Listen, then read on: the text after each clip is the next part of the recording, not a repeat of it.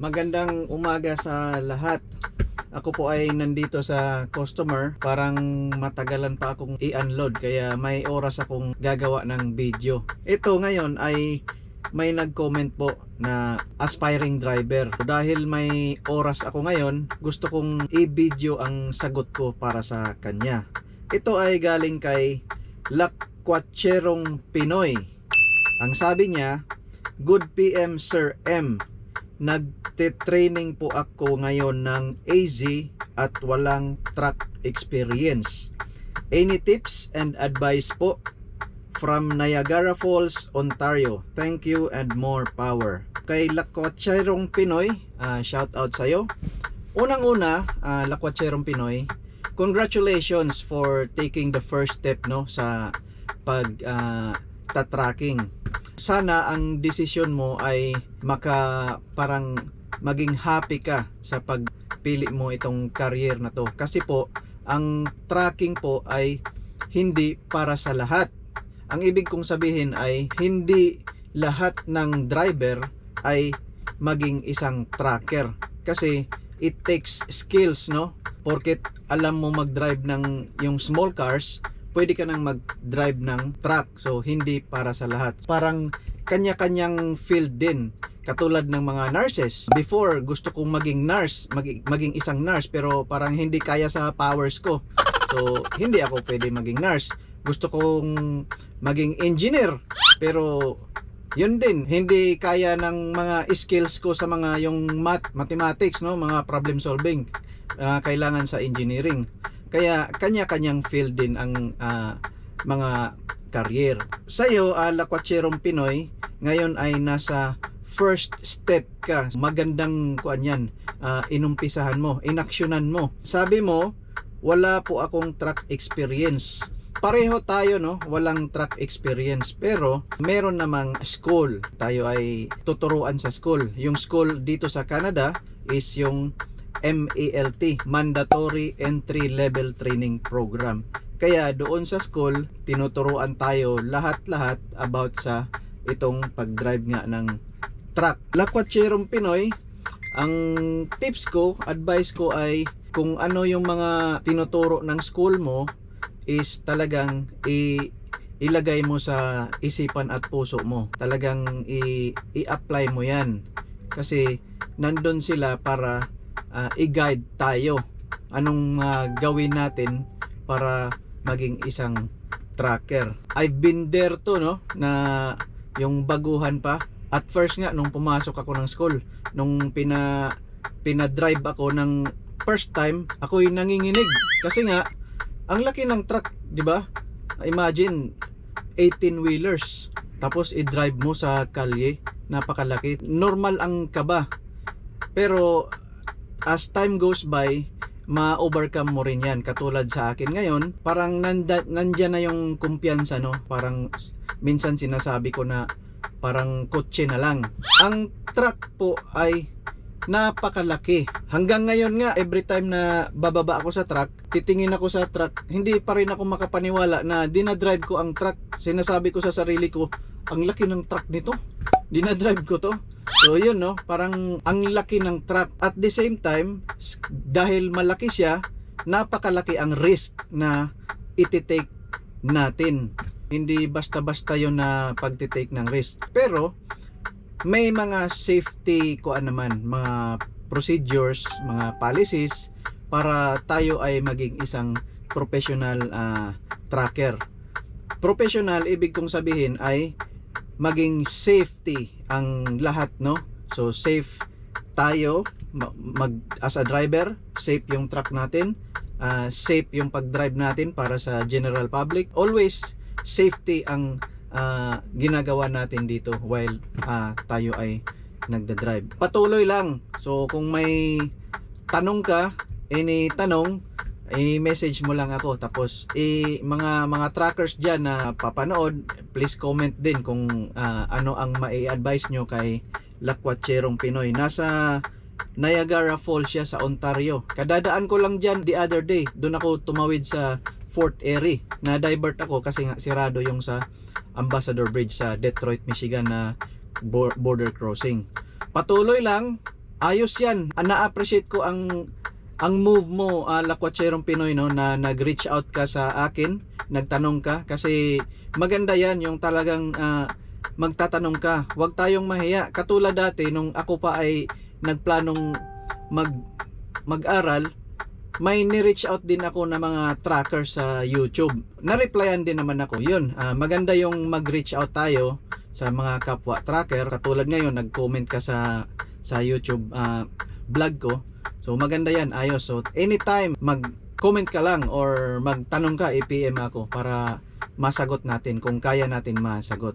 So shout out sa iyo, Lakwatserong Pinoy. God bless. Tapos ingat-ingat lang. At shout out na rin sa mga bagong drivers, kay Lloyd, kay Aaron, si Rainier.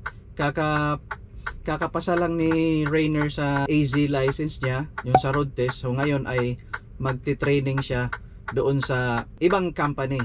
Tinatapos lang niya ang 2 weeks notice niya sa trabaho niya ngayon, kasi dito magbigay ka ng 2 weeks notice na ikaw ay aalis na. Shout out sa iyo, Rainier. Kay Earl, nagpaplano po siyang pumasok sa school para mag-aral ng tracking. So shout out sa inyo. Si Lloyd po ay currently nasa final stage na siya sa training ngayon with an instructor.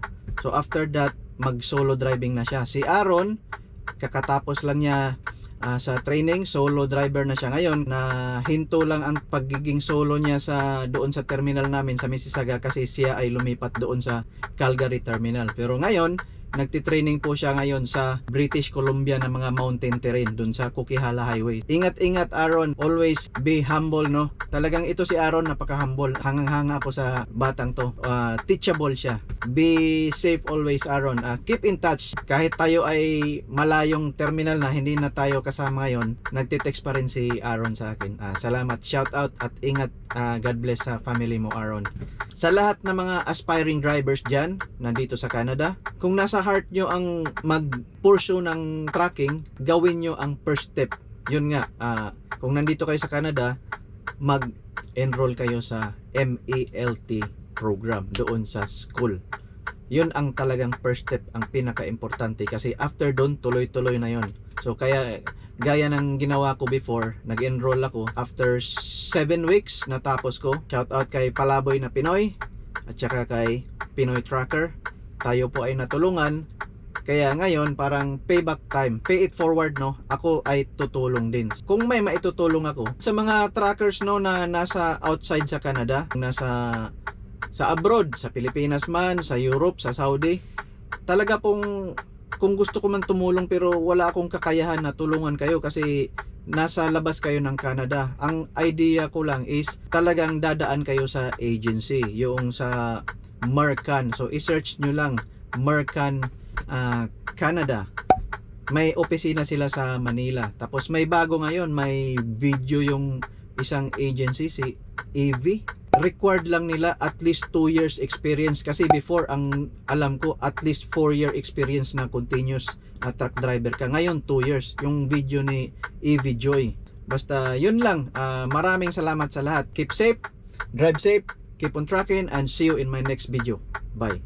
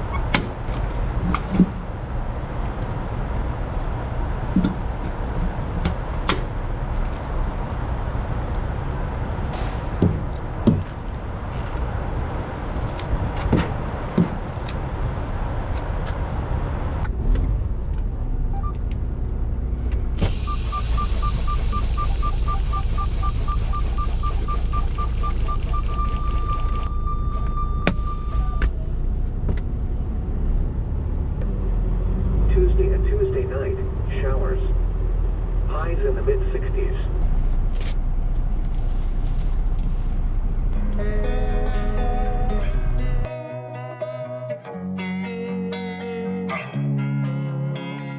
Losing time, I'm fading fast. I just wanna make it last. Try to let go of the past. I close my eyes, embrace the blast. Sleepless nights and headaches stack. Restlessness to hell and back. What's my purpose? What do I grab? A slippery surface, a heart attack.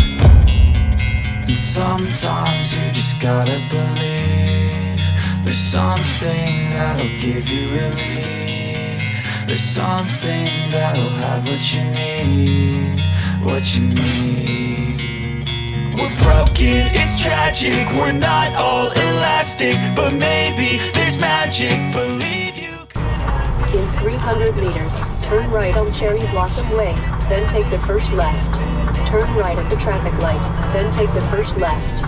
Turn right on Triport Road, then take the first right. So tell me, oh, will you believe? So tell me. Turn right at the traffic light, then take the first left.